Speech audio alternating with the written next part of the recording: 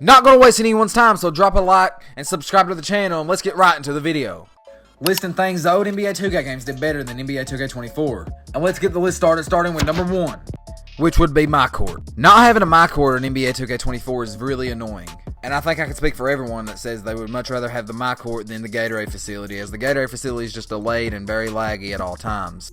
But as in for previous 2Ks, it was always nice to load straight up and go right into your my court to get warmed up for the day. Which not only in NBA 2K24 is in the Gatorade facility, you have to travel miles across the city to get to it. So hopefully in future 2Ks we can see the return of the my court. Now on to number 2, affiliations and rival day.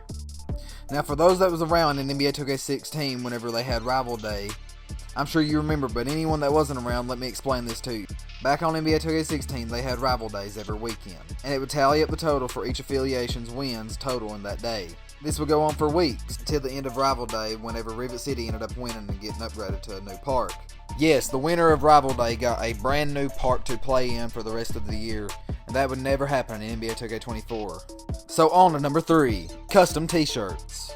Now to me, custom t-shirts was just a very cool feature to have in NBA 2K, as you can make your own t-shirt and make your player look exactly how you wanted him to. Just a really cool feature that got removed, and hopefully we can see a return in NBA 2K25. Now on to number 4, create a legend mode. Create a Legend mode was back on NBA 2K13, and it was basically just a my career for NBA players that you pick and choose whoever you want it to be. It was a stupid simple mode that could be put right back into the game with little to no effort. Just one of my favorite game modes from back in the day, and I'm really surprised they took this one out. Now on to number 5, the My Team Auction House. Now first and foremost, I've never really been the biggest My Team player of all time, but I know a money gig when I see one. And the biggest reason for the removal of the auction house is to encourage players to spend money to buy VC and get packs. It's actually sad how that works. But the auction house is a feature that needs to be brought back into future My Teams, as it is one of the biggest parts into the game mode itself. Now on to number 6, endorsement VC checks. Now this was an incentive to play My Career, but these VC checks was very nice to get after every few games that you played. Believe it or not, they came along quite often. Every few games you would get one of these endorsements depending on your play, and you get anywhere from 2 to 10,000 VC. That would never happen today, as you're lucky to get 500 VC from 2K anymore for any task that you complete. But these was an old feature that I really miss in NBA 2K, and I hope they make a return, but they never will. Now on to number 7, My Career storylines. Now this kinda ties number 6 and number 7 together, but it was worth playing My Career back in the day. Anymore, it's not even worth loading up and playing a game. There's no good storyline, there's no good endorsement checks that you get anymore, so basically you're just sitting there playing bots for no reason.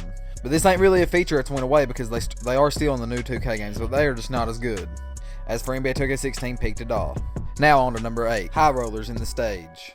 High Rollers was back in NBA 2K15, and you would wager crazy amounts of VC.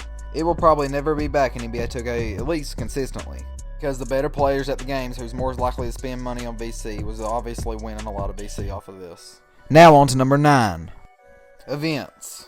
Now I know they still have events to this day, but in my opinion they are nowhere as close as good as they used to be. Anymore they might have an event every weekend, when in older games they might have been every other day. And obviously older events like Boot Camp and Court Conquer never appear anymore.